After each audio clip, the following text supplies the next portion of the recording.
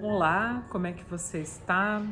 Você já se sentiu intimidado quando precisava desenvolver uma tarefa ou tinha todo um plano pela frente e de repente vem alguém que fala um monte de coisa, te coloca lá embaixo, te desanima, começa a colocar defeito em você e naquilo que você está fazendo?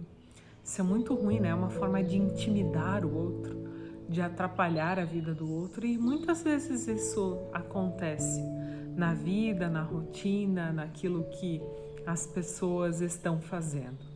Gostaria de ler um versículo bíblico para vocês de Romanos, capítulo 8, versículo 37, que diz assim: Em todas essas coisas somos mais que vencedores, por meio daquele que nos amou. Em todas essas coisas somos mais que vencedores, por meio daquele que nos amou.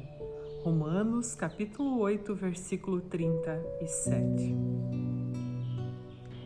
Intimidar o outro é fazer com que o outro não tenha mais a coragem de fazer aquilo que estava planejando, ou de alguma forma tentar burlar, tentar atrapalhar a vida do outro, a rotina do outro, né? O trabalho do outro.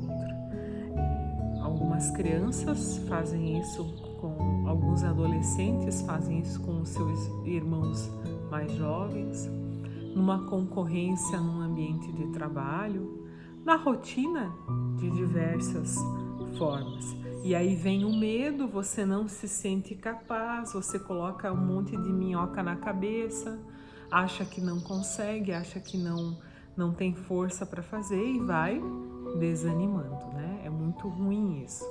Nós lemos no Antigo Testamento um trabalho e uma função do profeta Neemias no capítulo 6, Neemias capítulo 6, versículo 1 a 14, e lá Neemias ele liderava a construção dos muros de Jerusalém.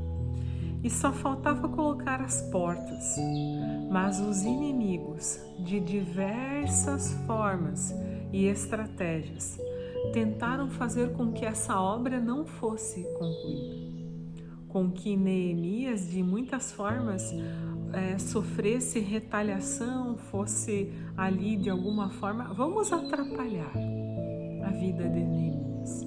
E até difamaram Neemias, acusado de causar revoltas, de fazer isso ou aquilo, para que Neemias não conseguisse terminar o seu trabalho.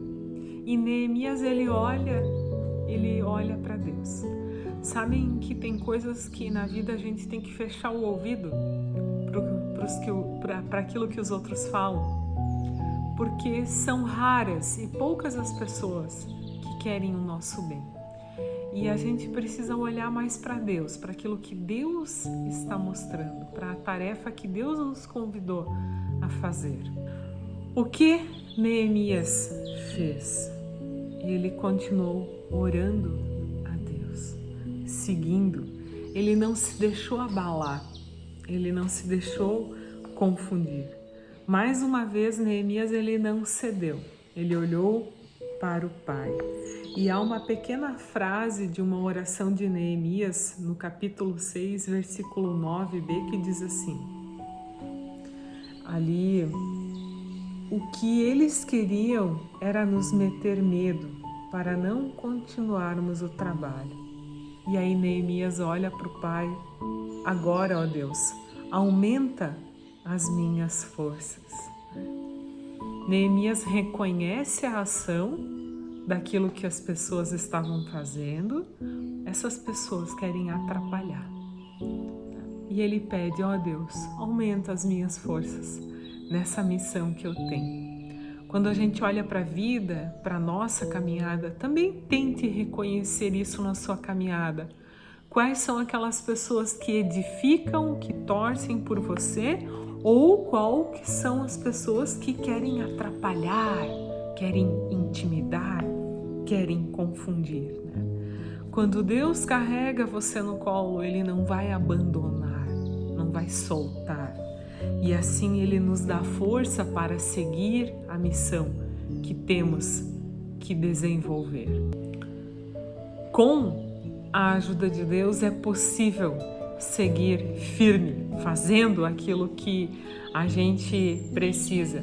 Eu gosto muito de uma frase de Walt Disney, que ele diz assim: tudo que você fazer, faça bem feito.